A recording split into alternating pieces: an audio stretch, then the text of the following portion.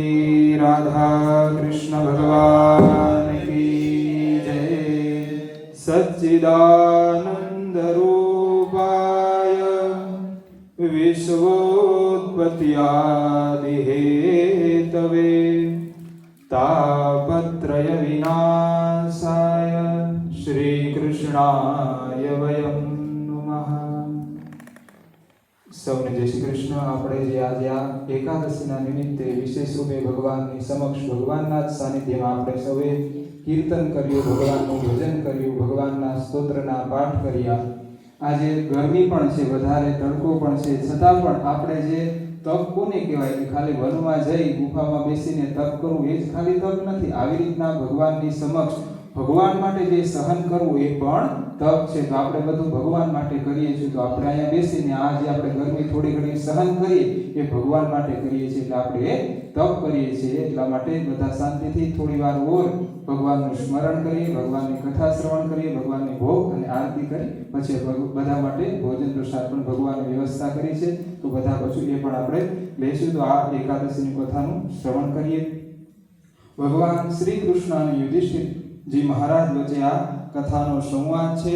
સૌપ્રથમ આપણા જે શાસ્ત્રમાં કોઈ પણ હોય તો પેલા પ્રશ્નથી શરૂઆત થાય। કોઈ પ્રશ્ન કરે તો કઈ સામેથી ઉત્તર આવે। રીતના જે ભગવદ્ ગીતા જે આપણો આ સર્વ આપણા ધર્મનો જે સૌથી શ્રેષ્ઠ ગ્રંથ છે એની પણ જે રચના થઈ એ પ્રશ્ન થકી થઈ કે અર્જુનજીના મનમાં જે પ્રશ્ન થયા કે કઈ રીતના કલ્યાણ થાય, કઈ રીતના મારા માટે કર્તવ્ય શું છે, ધર્મ શું છે, આ બધું ભગવાનને પ્રશ્ન કર્યા ત્યારે એમને આપણે બધાને આ ભગવદ્ ગીતા જે ભગવાનના મુખારવિંદથી સ્વયં પ્રકટ થઈ આપને મળી છે। તો આ બધી જે કથા છે એકાદશી એમાં પણ યુધિષ્ઠિરજી મહારાજ પ્રશ્ન કરે છે ને ભગવાન શ્રી કૃષ્ણ ઉત્તર આપતા આગળ કહે છે। યુધિષ્ઠિરજી મહારાજ કહે છે કે હે કૃપાનિધિ, જે જેઠ મહિનાના શુક્લ પક્ષમાં જે એકાદશી આવે છે એનું મહાત્મ્ય, એની મહિમા તમે કૃપા કરીને અમને જણાવો। ત્યારે ભગવાન શ્રી કૃષ્ણ કહે છે કે હે રાજન, એનું મહાત્મ્ય પરમ ધર્માત્મા વ્યાસજી કહે છે, કેમ કે તેઓ સર્વશાસ્ત્રના તત્વજ્ઞ અને વેદાંતના વિદ્વાન છે। કે જે વ્યાસજીએ જે કહ્યું છે કે વ્યાસજી શું કહે છે તે હું તમને કહું છું। ત્યારબાદ જે વ્યાસજી કહે છે આગળ કહે છે ત્યારે શ્રી વ્યાસજી કહેવા લાગે છે કે બંને જે પક્ષ છે શુક્લ પક્ષ અને કૃષ્ણ પક્ષ એ એકાદશીનું વ્રત કરવું જોઈએ, એમાં ભોજન ન કરવું જોઈએ, ફલાહાર અથવા તો નિર્જળ જે રીતના આપણે કરી શકીએ તે પ્રમાણે વ્રત કરવું જોઈએ। અને બારસના દિવસે સ્નાન કરીને પવિત્ર થઈને પુષ્પોથી ભગવાન કેશવની, ભગવાન નારાયણની પૂજા કરી બ્રાહ્મણોને ભોજન કરાવી ત્યારબાદ ભોજન કરવું। કે વ્રત બીજે દિવસે કઈ રીતના છોડવું એની પણ વિધિ છે। અને આગલે દિવસ એટલે કે એકાદશીના ઘણા પ્રકાર છે। ઘણા દસમના દિવસે આગળના દિવસે પણ એક સમયનું ભોજન કરે, પછી આગલા દિવસ એકાદશીનું વ્રત કરે અને બીજે દિવસે પછી સ્નાન કરી ભોજન કરાવી, બીજાને ભોજન કરાવીને પછી પોતે ભોજન કરે। આવી પણ એક વિધિ છે, પણ આપણે જે રીતના થઈ શકે એ પ્રમાણે આ વિધિ કરવી જોઈએ। આગળ કહે છે કે આ જે વ્યાસજીએ કહ્યું કે આવી રીતના વ્રત કરવું જોઈએ, આ સાંભળીને તરત જ ભીમ બોલી ઉઠ્યા। કે આ બધા જ ત્યાં પાંચે પાંડવો ત્યાં હતા એમાં ભીમ બોલી ઉઠ્યા। શું કહે છે કે હે મુનિ શ્રેષ્ઠ, મારી વાત તમે સાંભળો કે યુધિષ્ઠિર, માતા કુંતા, દ્રૌપદી, અર્જુન, નકુલ, સહદેવ આ બધા એકાદશીના દિવસે ક્યારેય પણ ભોજન નથી કરતા। કે આ બધા જ એકાદશીનું વ્રત કરે છે, પણ મને તો હંમેશા કહે છે કે ભીમસેન, તમે પણ એકાદશીના દિવસે ભોજન ન કરો, પરંતુ હું તેમને એટલું જ કહું છું કે મારાથી ભૂખ સહન થતી નથી, કે મારાથી આ વ્રત થતું નથી એમ કહે છે। આ વાત જ્યારે ભીમજી કહે છે, ભીમજીની વાત સાંભળીને વ્યાસજી આગળ કહેવા લાગ્યા કે જો તમે સ્વર્ગલોકની કે ભગવાનની પ્રાપ્તિ કરવામાં ઈચ્છતા હોય તો તમારે એકાદશીના દિવસે ભોજન ન કરવું જોઈએ અને એકાદશીનું વ્રત તમારે અવશ્ય કરવું જોઈએ। કે એ દિવસે કંઈ પણ ભોજન ન કરવો, જો શક્ય હોય તો કંઈ પણ ભોજન ન કરો, જો એ ન રહી શકો તો થોડો ફલાહાર કરવો, અને એમ ન થઈ શકો તો જે રીતના તમારાથી થઈ શકે તે પ્રમાણે આ વ્રત અવશ્ય ને અવશ્ય કરવું જોઈએ। ત્યારે ભીમજી આગળ કહે છે કે હે મુનીશ્વર, હું આપની સામે સત્ય જ બોલું છું કે મારાથી એક વાર ખાઈને પણ ઉપવાસ કરી શકાતો નથી। એટલે કે એટલું પણ મારામાં સામર્થ્ય નથી કે એક સમય હું ફલાહારાદિ કરીને પણ વ્રત કરી શકું। તો પછી આખો દિવસ નકોર ઉપવાસ કરીને હું કઈ રીતના રહી શકું? કે મારા ઉદરમાં વૃક નામનો અગ્નિ સદાય પ્રજ્વલિત રહે છે। આથી જ્યારે હું વધારે ખાઉં છું ત્યારે જ એ શાંત થાય છે।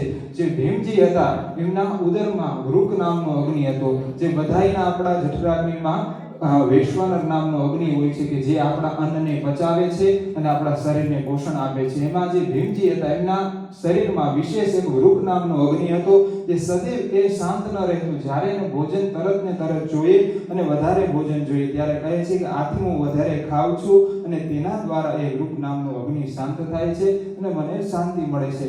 આથી હે મુનિ શ્રેષ્ઠ, હું બહુ તો વર્ષભરમાં એકાદ ઉપવાસ માંડ કરી શકું, કે વર્ષમાં એકાદ ઉપવાસ જો હું શક્યતા હોય તો એ કરી શકું, પણ મારાથી બધી એકાદશીના વ્રત થઈ શકતા નથી. માટે જેનાથી સ્વર્ગાદી લોકની ભગવાનની પ્રાપ્તિ થાય, મારું કલ્યાણ થાય એવું કોઈ વ્રત હોય તો તમે મને કૃપા કરીને કહો. ત્યારે વ્યાસજી કહે છે કે હે ભીમ, જે જેઠ મહિનામાં સૂર્ય વૃષભ રાશિમાં હોય અથવા મિથુન રાશિમાં શુક્લ પક્ષમાં જે એકાદશી આવે છે તેનું તમે યત્નપૂર્વક વ્રત કરો, અને એ એકાદશીનું નામ છે નિર્જળા એકાદશી, કે એ દિવસે જળ પણ ગ્રહણ ન કર્યા વગર એવી રીતના જો કોઈ વ્રત કરો તો એનું પુણ્ય પૂર્ણ રૂપે તમને પ્રાપ્ત થાય છે અને ભગવાનની પણ પ્રાપ્તિ કરાવનારું આ વ્રત છે. અને કહે છે કે આ એકાદશીના દિવસે યત્નપૂર્વક વ્રત કરવું. ફક્ત તમે આચમન કરવા માટે અથવા તો મુખને સાફ કરવા માટે તમે જળનો ઉપયોગ કરી શકો છો, બાકી તમે જળ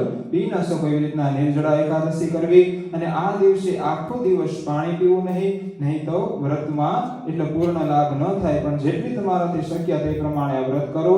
એકાદશીના સૂર્યોદયથી બીજા દિવસના સૂર્યોદય સુધી મનુષ્યએ જળનો ત્યાગ કરવો જોઈએ, કે જ્યારે એકાદશી હોય ત્યારથી લઈ અને બીજે દિવસે જ્યારે સૂર્યોદય ન થાય ત્યાં સુધી એ વ્રતની અંદર જળ ન પીવું જોઈએ. એ રીતના વ્રતની પૂર્ણતા થાય છે. અને બીજે બારસના દિવસે સવારે વહેલા સ્નાન કરી ત્યારબાદ ભગવાનની કેશવની પૂજા કરી, બ્રાહ્મણો સંતો ભક્તોને જમાડી એમને પૂજન કરી ત્યારબાદ જે કોઈ ભોજન કરે છે તો જ આ વ્રત સફળ થયું ગણાય છે. આવી રીતના કે બીજાને ભોજન કરાવી, ભગવાનને ભોગ લગાવીને ત્યારબાદ જે કોઈ આ પ્રસાદ તરીકે બીજે દિવસે ગ્રહણ કરે તો એ દિવસે એનું વ્રતની પૂર્ણ થયું મનાય છે. આ એક નિર્જળા એકાદશીનું વ્રત કરવાથી વર્ષભરની જેટલી એકાદશી આવે છે એ બધી ક્રિયાનું ફળ એક જ દિવસના ઉપવાસથી મળી જાય. કે જો તમે આખા વર્ષની ખરેખર નિયમ એવો છે કે આપણે દરેક એકાદશીનું વ્રત કરવું જોઈએ, પણ જો ન થઈ શકે તો આ એકાદશી એવી છે કે તમે અવશ્યનું વ્રત કરો. એવું નિર્જળા નામ છે તો નિર્જળ એટલે કે જલ વગર કરવાનું, પણ જેટલી શક્યતા ન હોય તો જલ ઉપર કરો, એનાથી વધારે શક્યતા ન હોય તો દૂધ ઉપર, એનાથી પણ જો શક્યતા ન હોય તો ફલાહાર કરો. તો આવી રીતના વ્રત કરવાથી ભગવાનની પૂર્ણ કૃપા અને ભગવાનના આશીર્વાદની પ્રાપ્તિ થાય છે.